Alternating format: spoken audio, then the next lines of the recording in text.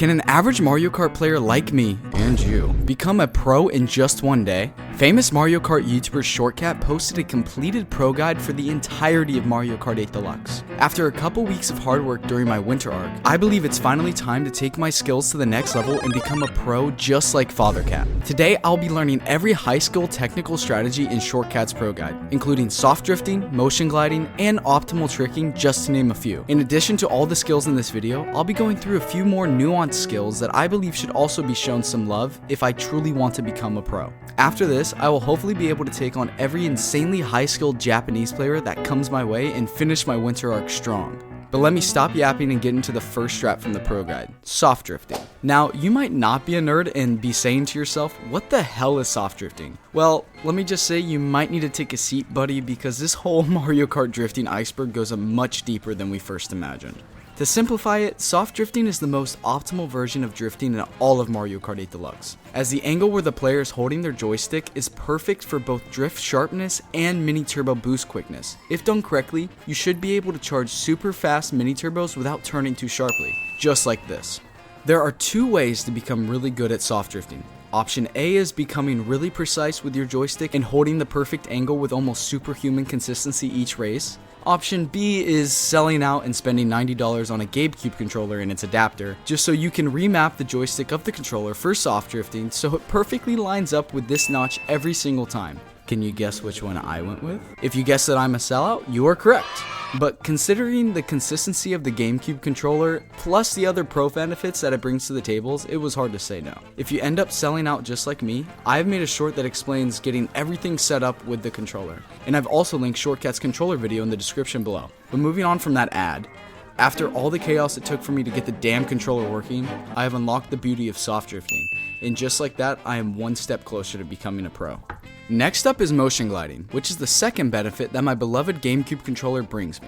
Shortcat has already debated every usable controller possible in Mario Kart 8 Deluxe, so I'm not going to do that in this video. All I'm going to do is brag about how my controller can make my character go vroom faster than my opponents in every glider section in the game. The learning curve for motion gliding was a little more difficult than soft drifting in my opinion, so I'm going to be practicing on multiple different tracks until I figure it out.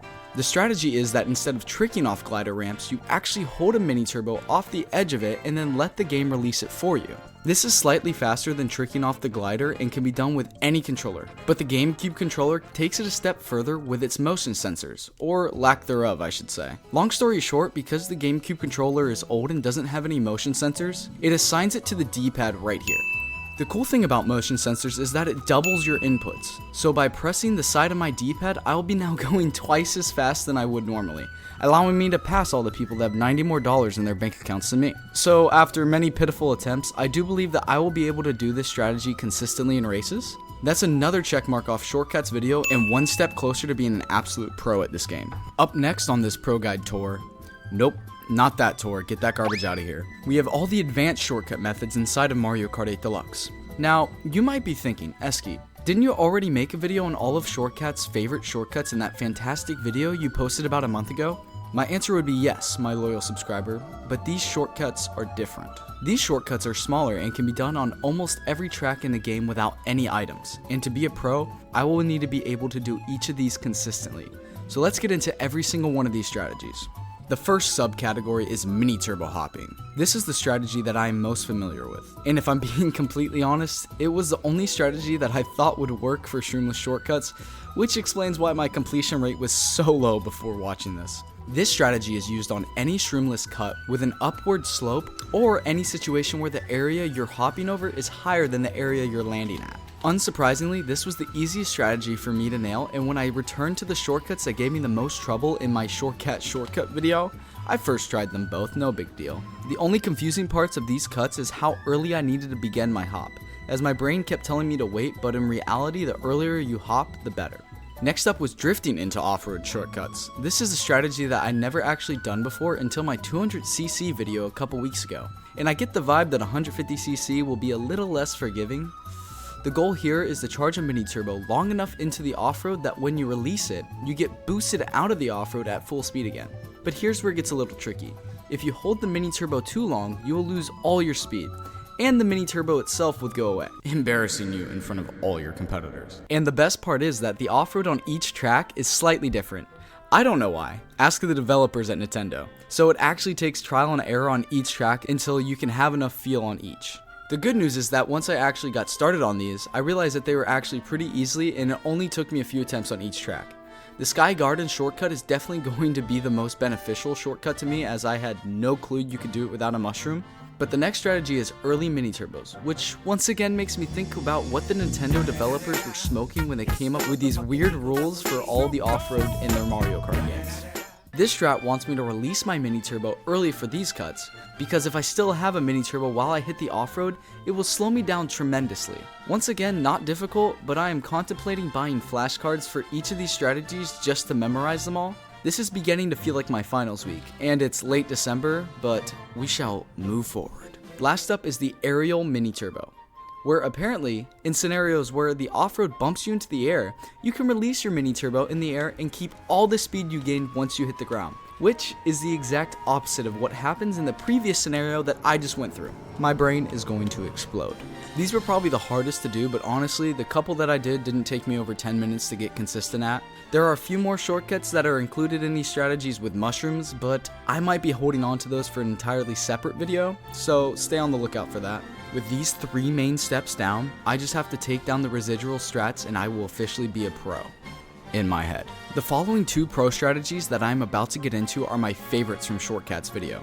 The first one is extremely easy, yet looks really cool, and the second one looks even cooler but takes a little bit of practice. First up is air hopping, which is a strategy used for tracks with zippers, such as Waluigi Stadium and DK Summit. If you're like me, you have probably experienced throwing yourself up a zipper just to get absolutely launched to the other side of the track on your way down, and then have wondered to yourself, how did the pro stay so close to the zipper? Does the game not love me? The game may not love you, but I do. No, I don't. Here's what's happening. These pros are actually pressing the hop button plus positioning their joystick towards the wall that they are going up just as their wheels turn sideways, creating what is called an air hop. The timing of this invisible strategy is actually extremely easy, and it helps you take control of the zipper section so much more.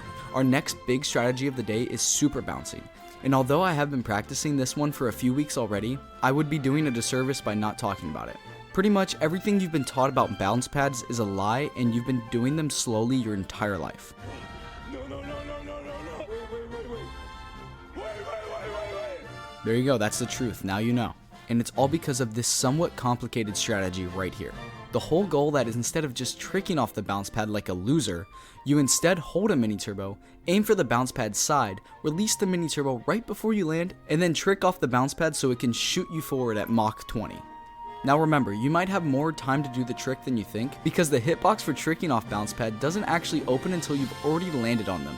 This strategy is essential for Mushroom Gorge, as I've won multiple races just by super bouncing, and I still can't even do a consistent gap jump. With these 2 down, I believe I've covered every technical strategy from Shortcats video, and completed the 4th step in my pro guide journey. But there are a couple more nuanced strats that I believe are also important for success in this game. The most important of these strategies is the ability to look back while racing. Now, while I definitely do not recommend looking straight back as much as possible while driving an actual car, Peter, what the hell is wrong with you? It is quite useful in Mario Kart. By looking back as much as you can see the items your opponents are holding, if they can hurt you, and what line they would be coming from if thrown at you. And of course, if something is currently being thrown at you, it's probably helpful to take a peek at it. By looking back before each item set, you can make informed decisions on whether or not to play it safe and keep your defensive items, or get aggressive and try to take out the players in front of you. I've been doing this a lot more recently, and I feel that my decision making skills have improved mightily. The second smaller tip that I have for you is to not be afraid to give up first place, as staying in second place for a majority of the race will just allow you to win in the end. Although being in first place feels great and allows you to take the best lines as possible, there is one big issue that makes it the most stressful placement in all of Mario Kart: the blue shell. Unless you have an item that can allow you to dodge the blue, or if you're confident enough in yourself to create a big enough lead that either with good lines or by trapping that a blue shell won't affect you anymore, it might be best to lurk in second place through laps 1 and 2 to let first place just eat it for you. After a late second lap blue shell, it would be smart to make your move into first, as worst case scenario, it takes 30 seconds for a new blue shell to spawn, and if all goes well, the race should be pretty much over if one is thrown at you. I've been doing this on tracks that I'm not an expert on, but they are still front runners, and let me just say, it's worked out wonderfully. With all 5 steps to becoming a pro down, I hit the online servers to see how I would perform. And I actually amazed myself with how I did. I wasn't even going to include this in the video, but after the 4 first places in a row, I decided I had to turn my camera on to see if I could keep my streak going. I will admit that this wasn't the best lobby as it was on regional, but there were still multiple 20 to 30,000 VR opponents inside that I was just destroying. And besides that fact, I don't think I've ever been able to create such big leads and make good decisions that allow me to capitalize late in races as I did in this session. My win streak eventually ended after race 7 when I got 3rd place. Although I of course am not a pro at this game yet, it's safe to say that so far the winter arc has been amazing for my skill, and now I can claim that I am no longer average at this game. I will have multiple videos linked in the description below. I also wanted to thank Shortcat for making this amazing guide, as it's great for both my Mario Kart skills and my YouTube content. I hope you all enjoyed, and if you did, hit that like and subscribe button because my journey with Mario Kart and YouTube is just getting started. With that being said, until next time, bye bye.